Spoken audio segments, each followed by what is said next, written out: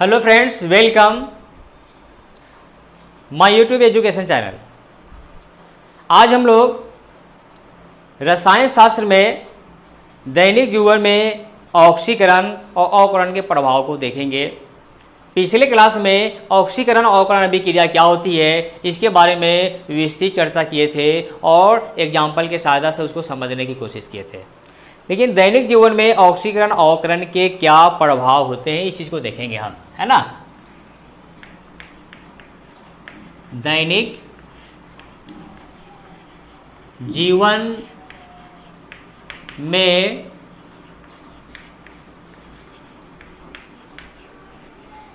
ऑक्सीकरण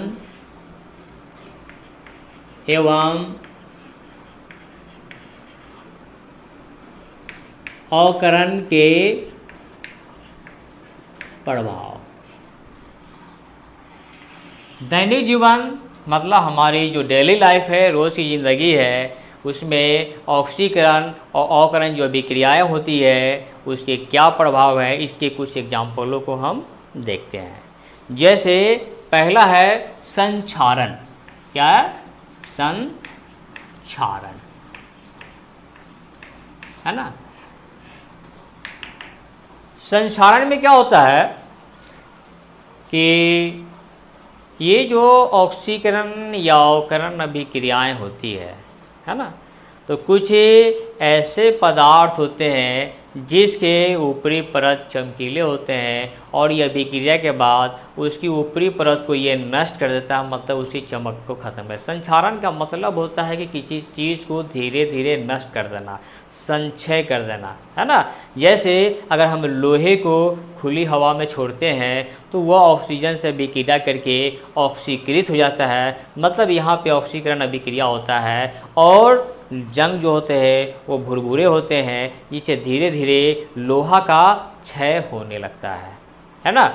तो हमारे मतलब रोज़ की ज़िंदगी में जैसे एल्युमिनियम के बर्तन काफ़ी चमक होते हैं, लेकिन जब उसको गर्म करते हैं तो फिर क्या करते हैं, वो ऑक्सीकृत हो जाता है, उसकी चमकें क्या होती है, ख़त्म हो जाती है। तो हम अपने डेली लाइफ में देखते हैं, क्या देखते हैं कि ऑक्सीकरण अवकरण अभिक्रिया जो है उसकी कुछ प्रभावें हैं, कुछ उसकी प्रभाव है जो हम लोग देखते हैं। जैसे लोहे में जंग लगना, ये देखते हैं, या किसी बर्तन की चमक खत्म हो जाना। उसकी एक और एग्जाम्पल है हमारे बॉडी के अंदर श्वसन की क्रिया। जब हम सांस में ऑक्सीजन लेते हैं और वो ऑक्सीजन फिर से कार्बन डाइऑक्साइड गैस में परिवर्तित हो जाता है, मतलब यहाँ भी क्या हो रहा है, ऑक्सीकरण अभिक्रिया हो रहा है और इस अभिक्रिया में ऊर्जा उत्पन्न होती है उष्मा के रूप में, जिससे हम अपनी सारी क्रियाकलापों को करते हैं।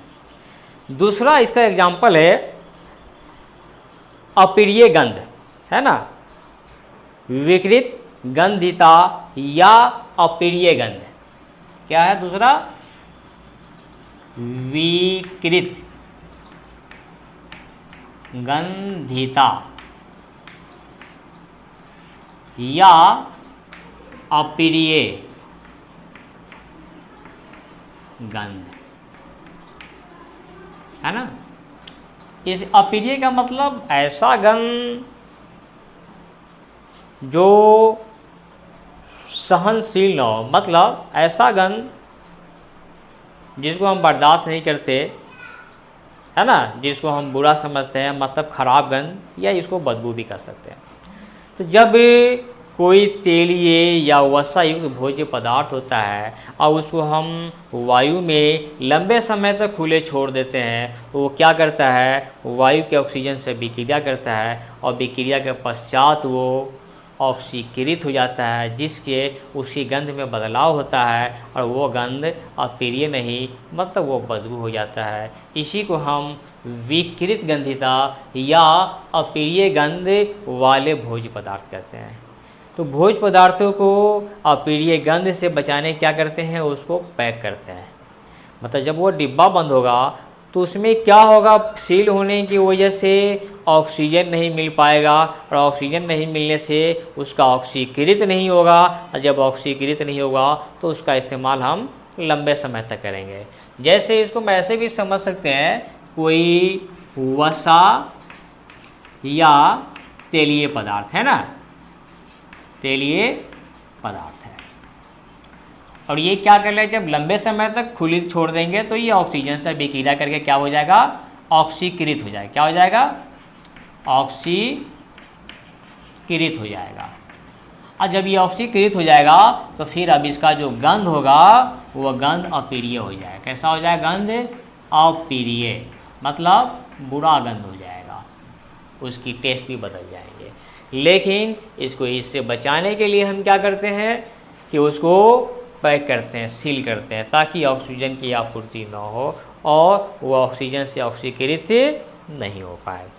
अगले पॉइंट की तरफ हम बढ़ते हैं इसमें और देखते हैं दहन। एक अहम पॉइंट है दहन। दहन क्या है,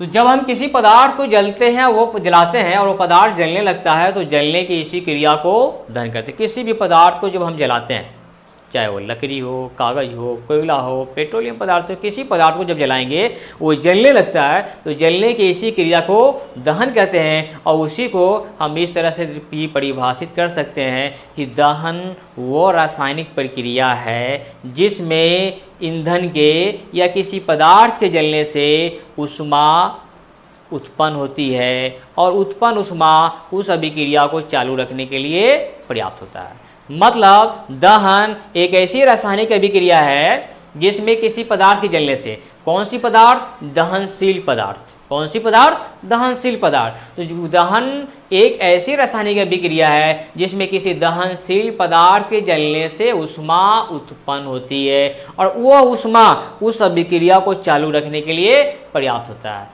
जैसे हम लकड़ियों को जलाते हैं, लकड़ी के कई अलग अलग छोटे छोटे टुकड़े होते हैं, जब जलाते हैं तो आसानी से जलता है, लेकिन सभी टुकड़ों को अलग अलग कर देते हैं, क्या होता है, बुझ जाता है। क्यों, जब सभी टुकड़े एक साथ होते हैं तो इससे इतनी ऊष्मा उत्पन्न होती है जो दहन की क्रिया को चालू रखने में सक्षम होती है।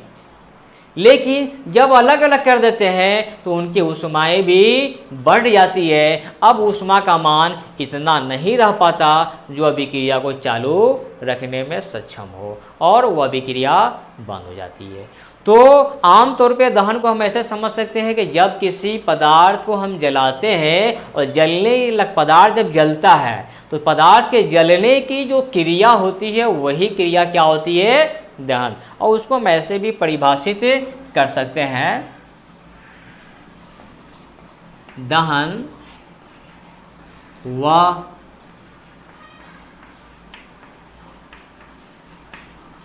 रासायनिक प्रक्रिया है जिसमें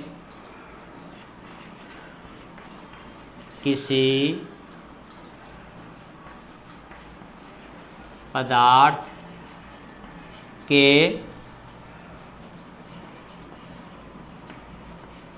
जलने से ऊष्मा उत्पन्न होती है और वह ऊष्मा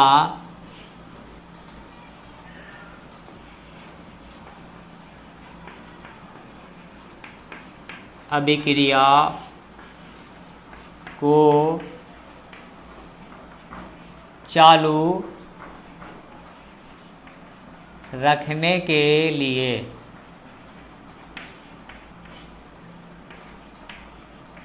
पर्याप्त होती है। जैसे C+O2 CO2 प्लस ऊष्मा, है ना। जब हम किसी पदार्थ को जलाते हैं तो वो ऑक्सीजन से भी क्रिया करता है और कार्बन डाइऑक्साइड के साथ साथ ऊष्मा उत्पन्न करता है और ये ऊष्मा जो होता है उस अभिक्रिया को बनाए रखने के लिए आवश्यक होता है। तो इस प्रक्रिया को हम क्या कहेंगे, दहन कहेंगे। दहन के लिए 3 आवश्यक शर्त है। दहन के लिए 3 आवश्यक शर्त है। दहन के लिए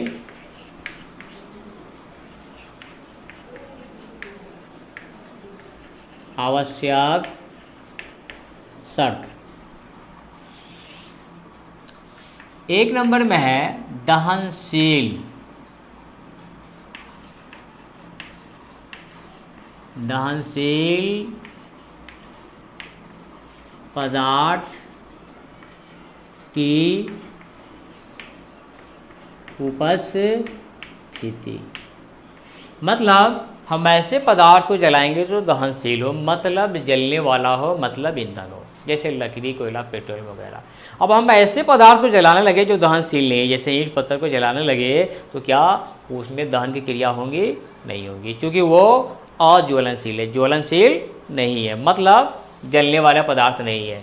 तो दहन के लिए पहला शर्त क्या है? दहनशील पदार्थ की उपस्थिति, मतलब ऐसा पदार्थ हो जो जलने वाला हो। दूसरा है ज्वलन ताप की प्राप्ति। ज्वलन ताप की प्राप्ति, है ना। मतलब ज्वलन ताप वह न्यूनतम ताप होता है जिस पे कोई पदार्थ जलना प्रारंभ करता है। हर पदार्थ को जलने के लिए एक न्यूनतम ताप तक गर्म होना जरूरी है। जब तक वह उस ताप तक गर्म नहीं होगा, जब तक उस ताप तक उसको गर्म नहीं करेंगे, जब तक उसमें दहन की क्रिया नहीं होगी, वो पदार्थ नहीं जलेगा। मतलब जिस ताप का ज्वलन ताप जितना कम होगा वो उतनी ही जल्दी जलने लगेगा, मतलब दहन की क्रिया शुरू हो जाएगी। जिस पदार्थ का ज्वलन ताप जितना ज़्यादा होगा, जितना अधिक होगा, वो उतनी ही देर से जलने की क्रिया प्रारंभ करेंगी, मतलब दहन की क्रिया उतनी ही देर से प्रारंभ होगी। मतलब दहन के लिए पहला क्या है? दहनशील पदार्थ की उपस्थिति, दूसरा ज्वलन ताप की प्राप्ति, और तीसरा है दहन के पोषक तत्व की उपस्थिति। दहन के पोषक तत्व, पोषक तत्व मतलब ऑक्सीजन, ऑक्सीजन की उपस्थिति, उपस्थिति। मतलब दुनिया का कोई भी पदार्थ बगैर ऑक्सीजन के नहीं जल सकता है।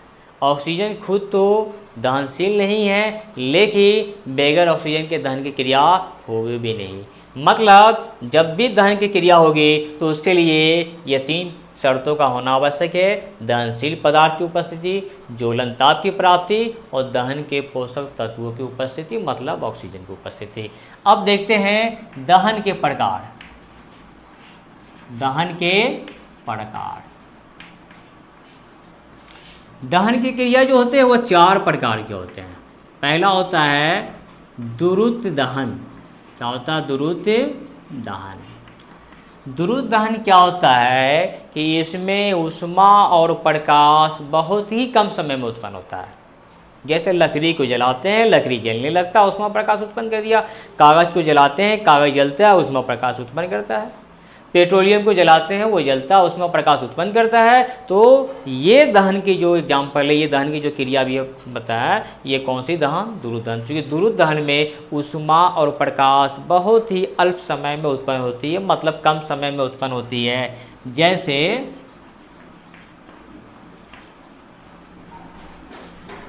लकड़ी, कागज या तेल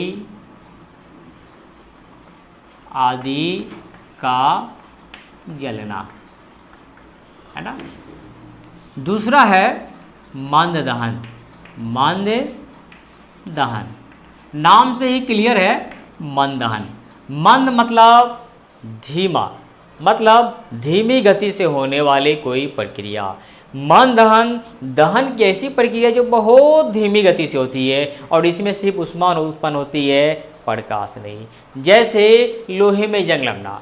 अब लोहे में जब जंग लगती है तो ये प्रक्रिया इतनी धीमी गति से होती है कि उसमें जो ऊष्मा उत्पन्न होता है वह ऊष्मा वायुमंडल में खो चुका होता है और उस गर्मी का अनुभव हम लोगों को नहीं होता है। उसी टाइप से हमारे सांस लेने की क्रिया मतलब श्वसन की क्रिया, श्वसन में भी क्या होते हैं, ये मंद दहन है, क्योंकि यहाँ भी दहन की क्रिया बहुत धीमी गति से होता है और इसमें भी सिर्फ ऊष्मा उत्पन्न होता है, प्रकाश नहीं। और उसी ऊष्मा की बदौलत हमारे बॉडी के सारे ऑर्गेन्स काम करते हैं।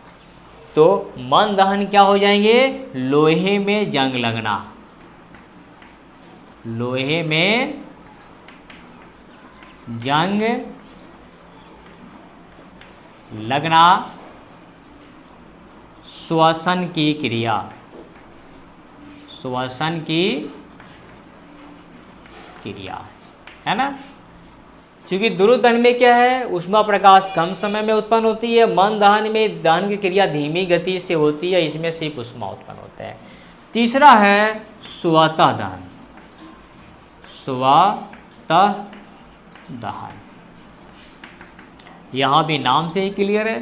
स्वतः मतलब ये दहन की क्रिया खुद से होती है। दहन की इस क्रिया के लिए बाहर से ऊष्मा देने की आवश्यकता नहीं है, मतलब दहन की यह प्रक्रिया बाहर से ऊष्मा दिए बिना ही संपन्न होती है। जैसे फास्फोरस, फास्फोरस क्या है, सफ़ेद फास्फोरस को जैसे ही वायु के संपर्क में लाते हैं, देखते ही देखते वह पीला होता है और फिर उसमें आग पकड़ लेता है और वह जलने लगता है, दहन की क्रिया प्रारंभ होती है। क्योंकि फास्फोरस का ज्वलन ताप कमरे के ताप के आसपास होता है, इस वजह से उसको हम बाहर से ऊष्मा दिए बिना ही जैसे ही कमरे के ताप पे उसको वायु में रखते हैं, वो वायु से विक्रिया करता है और दहन की क्रिया प्रारंभ हो जाती है।